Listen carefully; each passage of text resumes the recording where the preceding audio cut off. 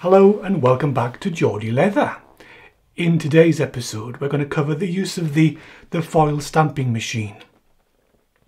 Now in the previous video I showed you a bit about embossing leather, putting patterns into the surface of leather, and as promised we said we move on to actually stamping gold, silver, foil onto the surface of leather. Very useful for personalising your products. So before we get into the actual machine, just a general comment about personalisation. If you are in leather work with the hope of selling your work to make some money, then being able to personalise it with a customer's name will make your product sell an awful lot better. So you've seen some of the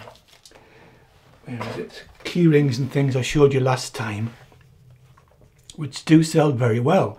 But if you can gold stamp somebody's name onto it, like this is a penny key ring, that will sell an awful lot better than the plain ones. So you can do that using this little gadget machine to stamp wallets, key rings, purses, handbags, whatever you want. Either it's just basic initials, or in this case a person's full name, or some daft slogan like the world's greatest dad.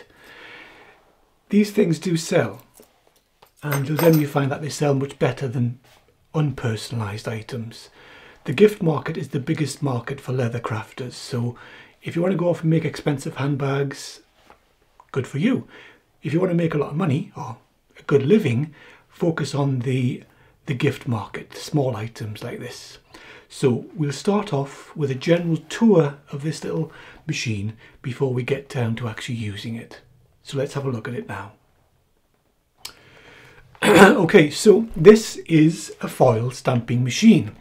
Now, what does that mean? It means that this, similar to embossing onto the surface of leather, this machine will actually heat up the die or the item you're embossing before it touches the leather. So that heat can be used to melt what's called foil. Foil is just basically a very thin layer of metal. Usually comes in gold, silver, but also a wide range of other exotic colours. So what this machine will do, it'll fuse that foil with heat and with pressure into the leather. So you can take anything that you want to stamp onto the surface of the leather, including your logo or a nice design you've had made, or your text, some person's name. So this machine will fuse the foil to the surface, and it's almost permanent. I've had key rings I foil stamped 10 years ago and the foil is still in good condition, so it is pretty permanent if done properly, and we'll cover the done properly bit a bit later. So let's look at the machine first of all. If we use the side cam, you can get a better view of that. So this is a very low cost budget entry model. These can go from £70 up to £7,000, but for the average craft worker like ourselves, this budget model will do everything you want to do. I will leave a link in the description if you want to get the exact model, but they're all basically the same, so it's not that important. This is the WT-90AS model.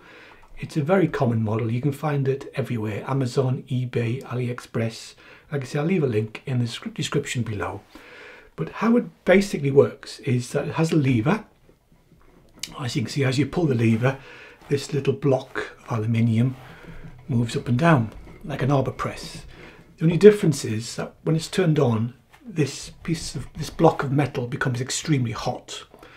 Now we attach our die to the underside of this piece of metal, and that transfers the heat to the die, so that when we press it down, the heat has heated up your die, your logo, stamp, whatever, and that will make contact with the foil.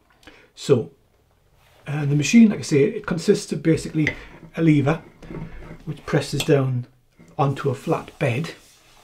This, again, these come in all different sizes. This is, I think it's about 140 mil, about 6 inches or so, squarish.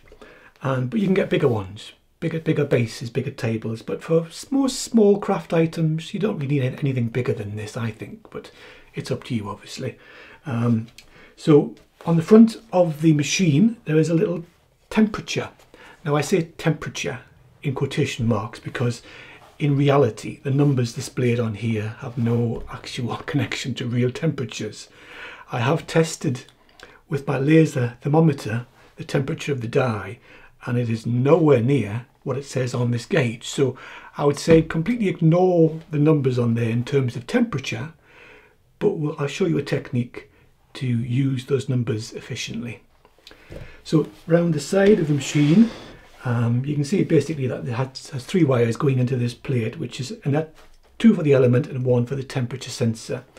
On the back of the machine, you can see there's a little on-off switch here and a fuse plug.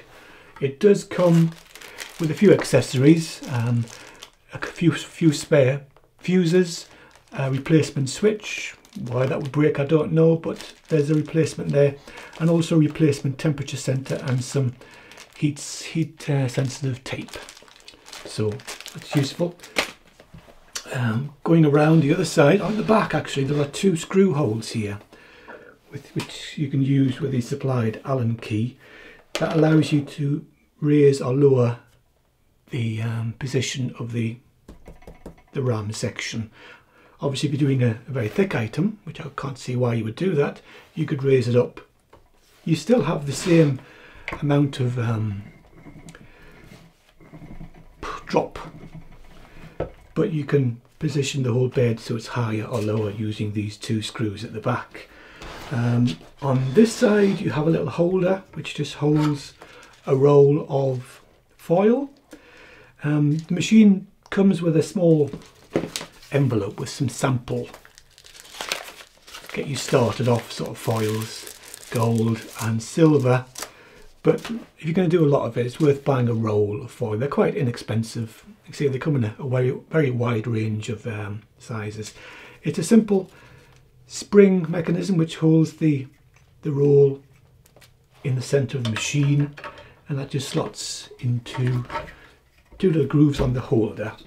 Now there's a bar here at the bottom which you need to pull the foil around and under so that it's in that position there when you're actually using it.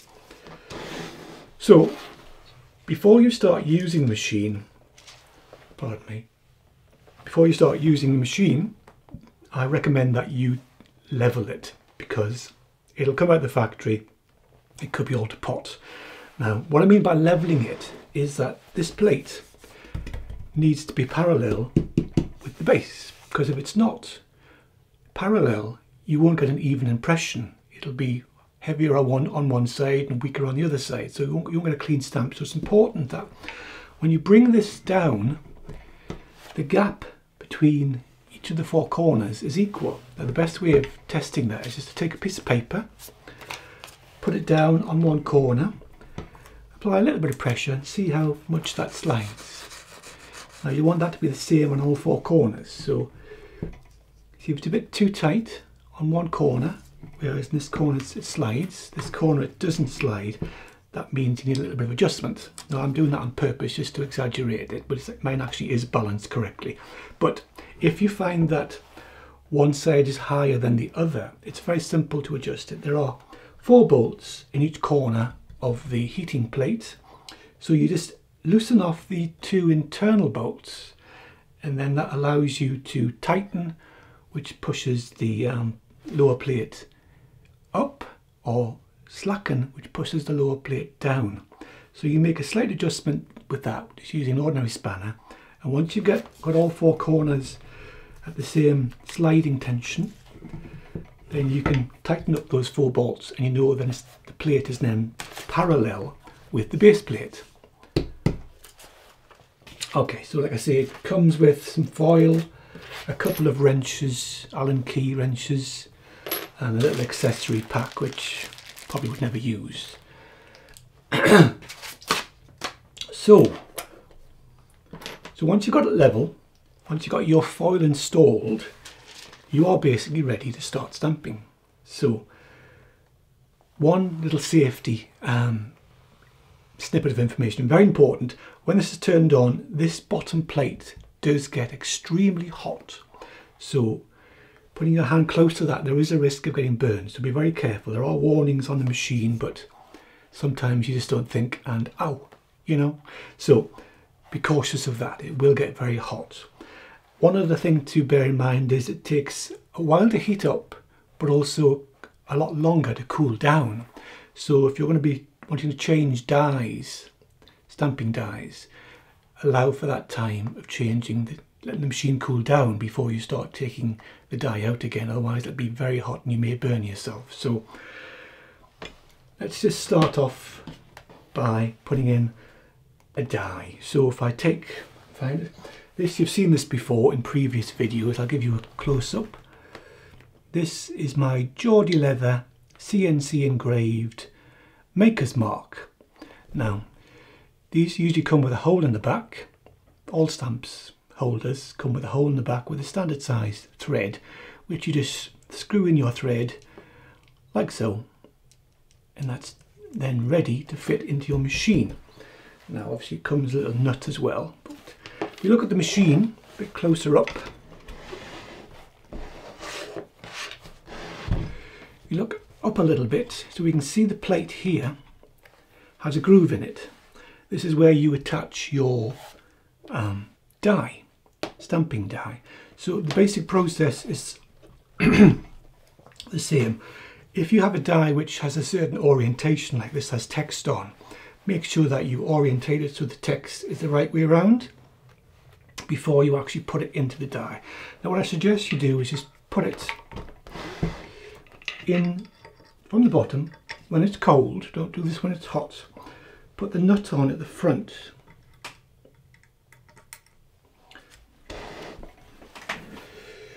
Sometimes you need 3 hands for this sort of job, but let's just do the best we can. Okay, so just loosely at this stage, just loosely put that on at the front. Now if you can see that, and then I'm going to slide that back right as far as it'll go. Now it's important that that stamp is perfectly straight, perfectly square with the heated element on the base. If it's wonky, when you come to stamp, it'll be wonky. So a good way of making sure it's perfectly square with the side of the heating element is just to use a metal right angle square. So if you put your die in, then put square on so that the surface of the edge of the square is pressing against the edge of the die. I'll try and give you a close-up of that if I can, like so, before you tighten up your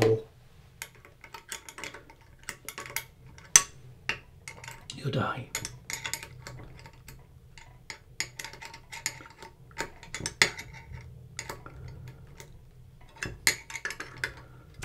Now it's important that it's a snug, nice and tight. So just to reiterate, I'll turn this over while it's actually cold.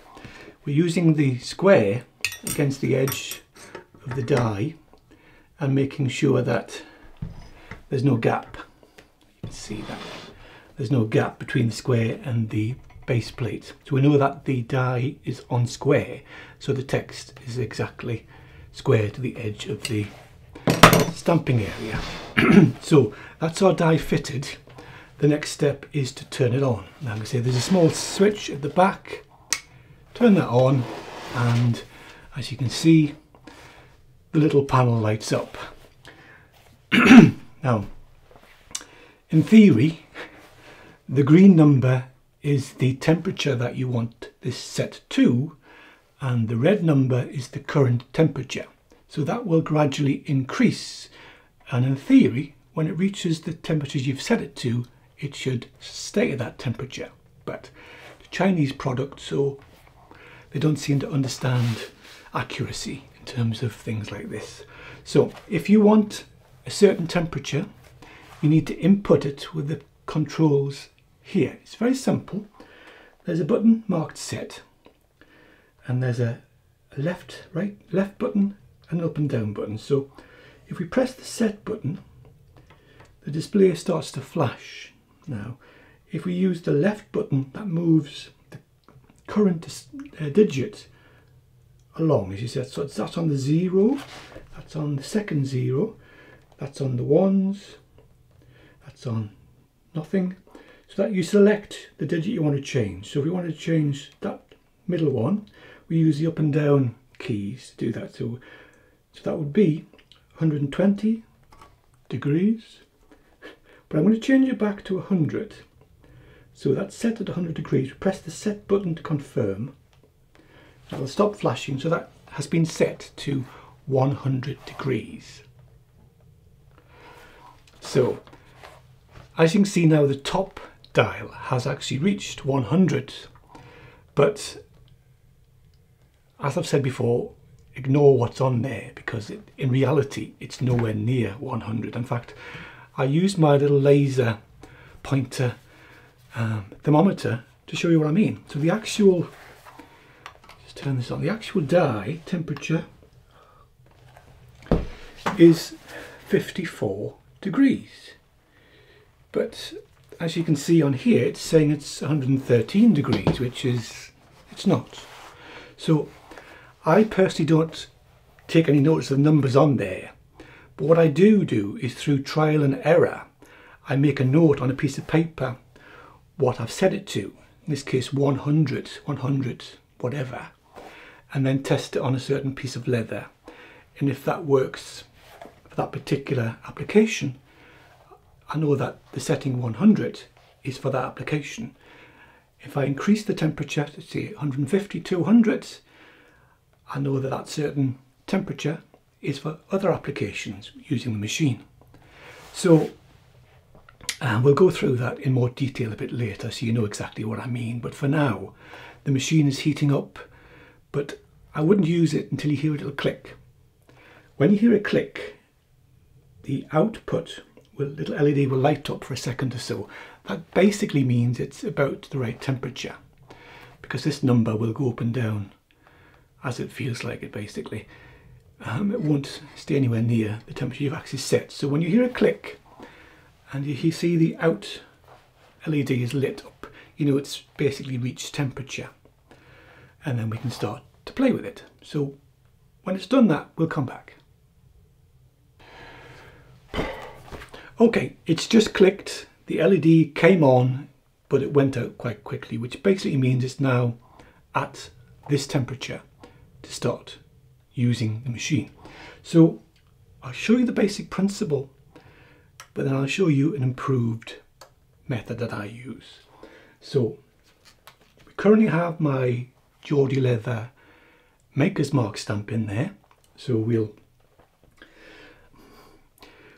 when you're using a machine like this, first of all, never ever make your project and then bring it to the machine and hope to stamp it perfectly, because it just won't stamp the first time perfectly.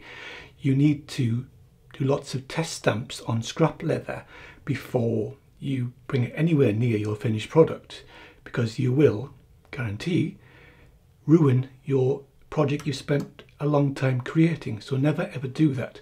Always do lots of test stamps on practice, similar leather to what you're going to stamp on in the final project, but lots of tests, because there are two elements to using this machine. There is, when you pull the lever down, the length of time that you leave it down, the time element, but also the temperature on this, the temperature element. So you need to find what works best for that particular kind of leather you're using for your project. So as you can see here, I've done quite a few practice stamps on a bit of a green leather with some gold foil before I got it right. The final test was, this one's perfect. So to get that right, I had to play with the temperature and play with the length of time I pressed it down. So I now know for this particular die, this particular kind of leather and this particular foil, that this requires 1 second pull down pressure and the setting on here 100 degrees. So I'll show you how it works. So we pull the machine and we take out the foil. The foil needs to go under. So just use that roller. Be careful. This is very, very hot, so don't go touching it. Now, the foil is very, very cheap, so don't worry about wasting bits of it. Just use it as much as you want to. It's very inexpensive. So you want to position the die on the piece of leather where you want it. Now, that's actually quite difficult. You can't see the die very easily. So I'm going to show you soon a method to overcome this issue, but it's very difficult to line up the die with your piece of leather and the foil. But we'll give it a go. So we'll put that under there. I know it's roughly somewhere there, with the foil just laid loosely on top. Like I said, it's from practice. I know it's 1 second of pressure at this setting for this particular die. So we'll do that now. So 1. Now give it a second to cool a fraction and just pull away, and we can see we have, here it is, a perfect, this one here, a perfect Georgia leather foil stamp. So that's the principle. So you can do this with any sort of stamp. We'll do some text in a moment, but that's the basic idea. But as you saw, that was quite difficult to judge where the stamp would actually be put on the product. So I never make a product, finish it, and then come and stamp someone's logo or initials on it. To give you an example, let's take a product. This is a small wallet that I do quite frequently. So this is just a simple wallet, but as you can see on the inside, here I have my maker's mark. Now, I would never manufacture the entire wallet, polish it, burnish it, get it perfect, and then come and stamp it. I wouldn't do that.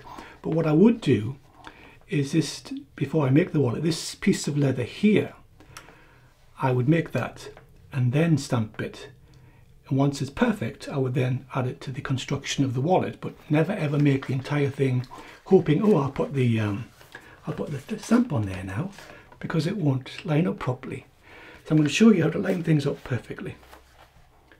So we'll come back to that after the break. Okay, we're back. So what we're going to do now is we're going to show you how to put text onto leather. Remember in the previous video I showed you the keyring with someone's name on. We'll actually do that with this machine.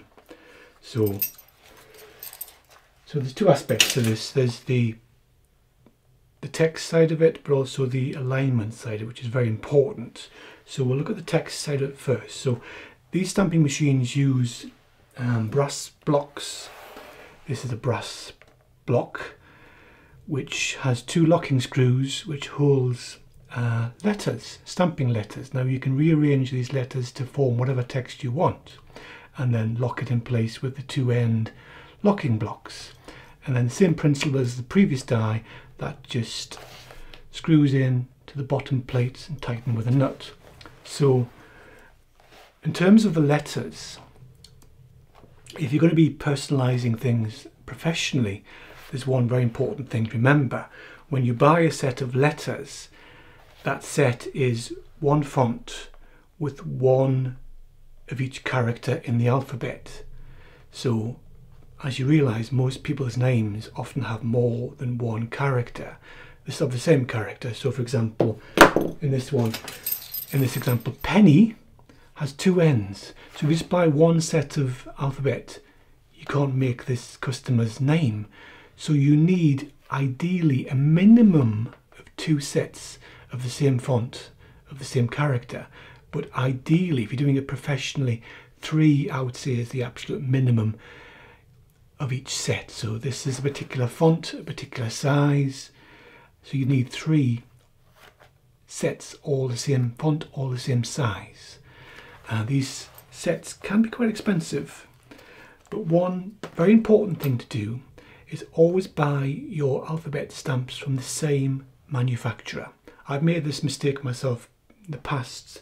I've bought 2 sets of alphabet stamps and then think, oh, I actually need a 3rd set, but I found a cheaper supplier, which on their sites the measurements were all the same, but when I actually came to include it with the other two sets, I found there was a fraction of a millimetre difference in the positioning of the stamp, which really throws out the whole positioning of the stamp on the leather. It looks awful. If your characters aren't exactly lined up straight, it looks really bad. So always buy the same stamps from the same manufacturer, not from different suppliers, otherwise you may have that issue and you've wasted money on stamps. So let's put together our little name. We'll take a block. So like I say, this is an empty block. It just has two locking screws.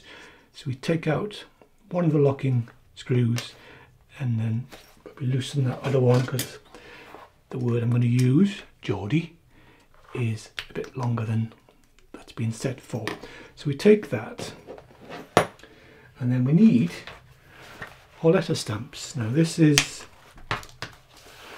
a typical letter stamp kit. I actually made this kit myself. I bought the individual characters and built up this kit myself. So it consists of little blocks, printers, blocks, a pair of tweezers and some locking screws. So remember, when you're printing onto leather, the text has to be in reverse. So we need to insert the letters backwards. So let me think for a moment, otherwise I get confused. I'm an old bugger. So right, Geordie. So Geordie backwards, the last letter is going to be E. So let's find an E. Use the tweezers. You haven't got very good dexterity like me.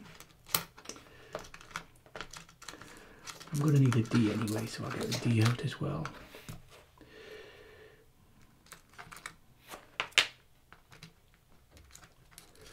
Okay, so we take the last letter, which for Geordie is E.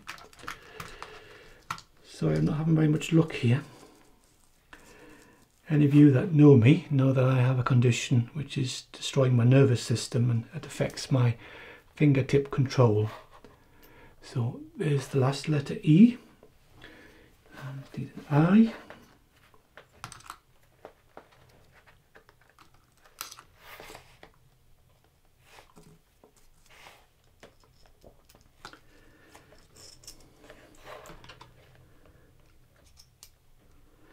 Then a D.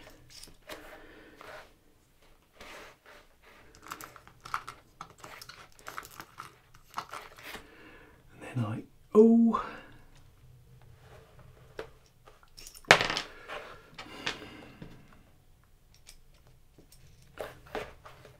And then another E.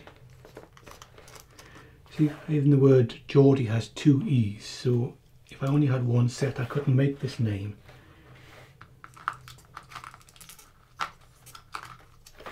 Oh, I've even missed out an R. Can't even spell my own name. Senility obviously is starting early on me. So where's my R?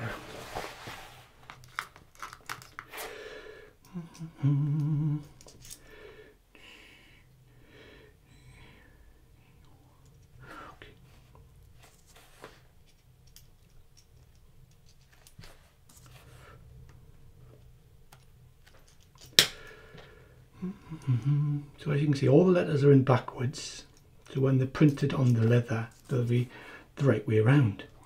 So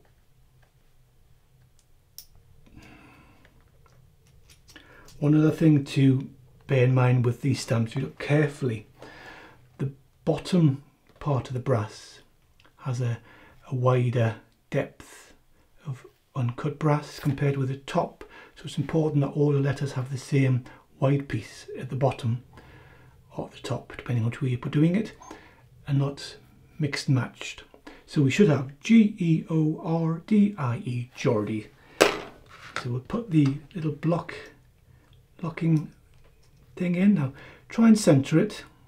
I've actually scratched a line on my block here, so I know that's the centre of the block.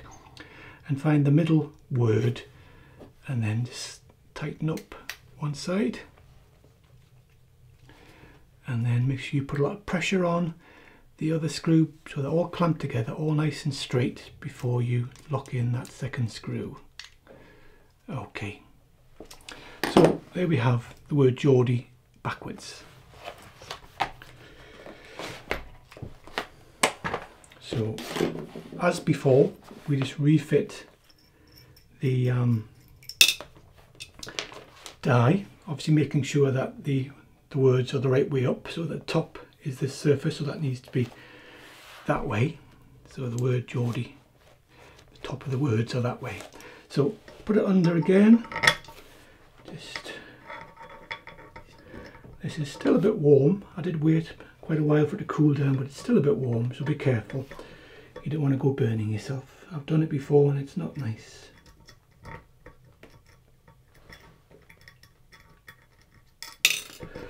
Sorry, just turn it this way for a second so I can see what I'm doing.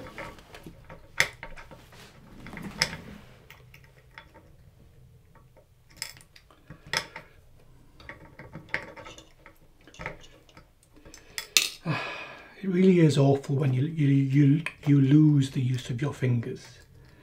I've been using my hands all of my life as a craftsman, and then suddenly to lose the use of your hands, it's quite disabling, physically and psychologically. So again, we're going to push this to the back, and we're going to use square to make sure that it is nice and square before I tighten it with this spanner.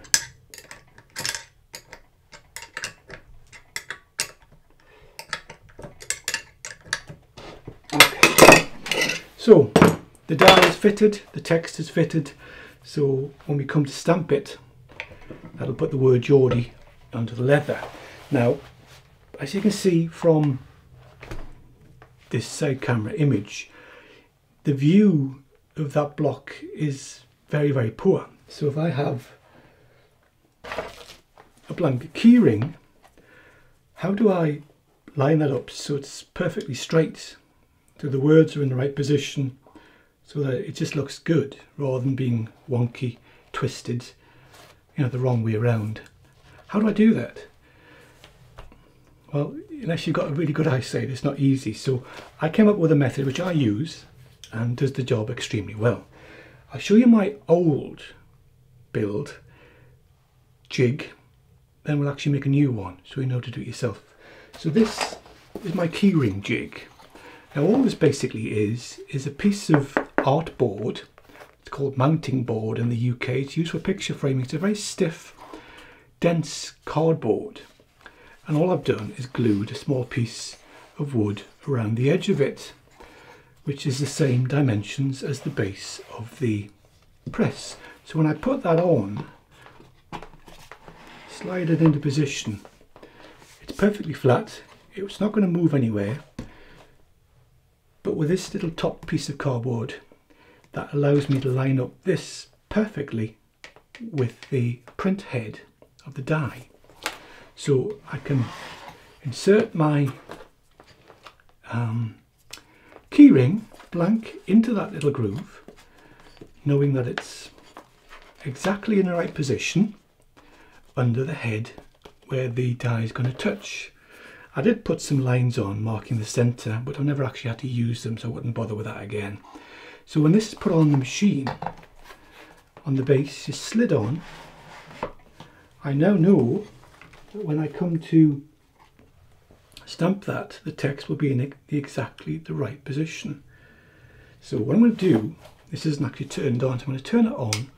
It'll take a while to heat up, so while we're waiting for that to heat up, I'll show you how this is made. So,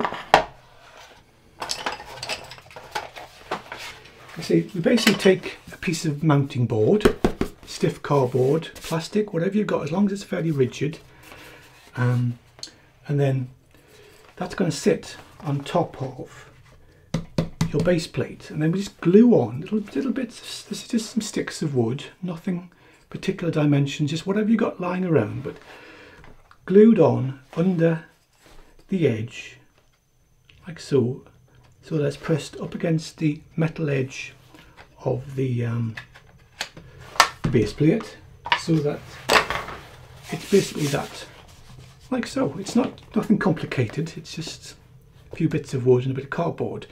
You want to make lots of these for different projects, you can just When you finish, chuck it away if you want to. But when we come to press this down, it'll print on this bit of cardboard the text with a foil, so we know exactly where the text is. So we look at this old one as an example. I printed onto this surface, and then I positioned the guide bit of cardboard, just another bit of hard mounting board, on top of that, and then visibly line it up so the distance between the top and the bottom of the text is all perfectly straight and parallel, and it just looks right. And then glue that piece on top. So when this is done, this will be glued onto here, and then we have our jig, which we just put our piece into, and then we can stamp in the same position every time repeatedly. So we're just waiting for this to heat up. I'm waiting for that little click, and then we can actually make some key rings. So we'll come back once this is heated up.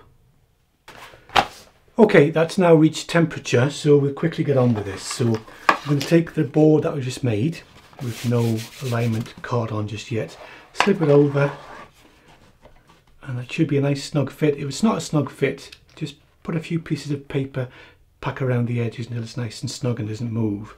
So we need our foil. Let's put a bit of foil out under the roller. Like I say, I'm not putting anything on it at this stage. We're just going to actually stamp the test text onto the actual base plate. So we'll just do that. Bring it down. 1, 2, and there we go. So we should have, pull this away, the word Geordie. So we now know where on this board the stamp's going to land. So our next job is to take the cutout of the profile of the actual thing we're going to be making, in this case a key ring. I'm going to glue that over so we can see exactly, see if it's not quite straight. We can adjust that, and once we get it perfect, just take a little pencil and just draw a line around that so we know exactly where that's going to be. On a key ring, this space here is taken up by the stud, so that's why there's a bit of a gap there. So we'll just do that, line that up so it's nice and straight. Pencil line. Now you can use whatever you want, any sort of glue. I'm just going to use some Pritt stick.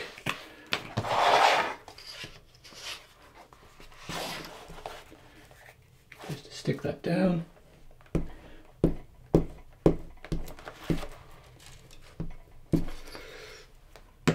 So bring this back, just double check your alignment, line up with your pencil marks, and you've got a little bit of fiddle room there.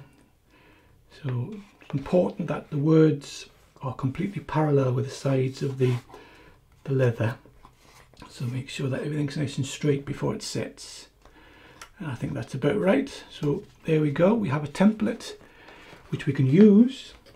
We just put our blank key ring into, and we know that the text will be exactly lined up with the key ring when we press down on it. So I'll give that a few moments to dry, and then we'll actually do a test. So let's get rid of that. I can see that my microphone's about to run out of battery, so I want to finish this as quick as I can. So we put our little jig we just made, slide it on the base, it's nice and snug. Pull our foil under it, make sure we've got a clean area. So we're just going to put the blank piece that we want to actually, so you can see it, in there. Just set it in nicely.